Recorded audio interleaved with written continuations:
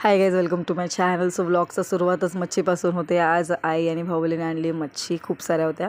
So आम्ही त्याचं preparation start केलं आणि थोडीफार कामं झाल्यानंतर आम्ही डिसाईड केलं की आम्हाला रिलायन्समध्ये जायचं होतं घराचं काही सामान आणायला.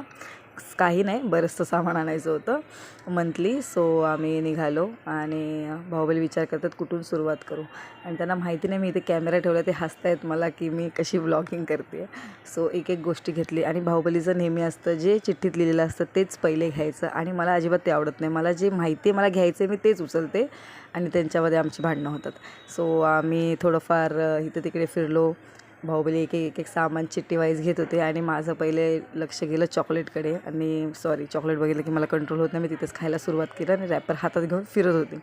सगळं सामान वगैरे घेतलं आणि खूप इतकं सामान होतं की आम्हाला परत पॅक करून आम्हाला डिक्कीमध्ये ठेवावं लागलं. आम्हाला वाटलं चेरी झोपला असेल, पण चेरी आमचा वेट करत होता.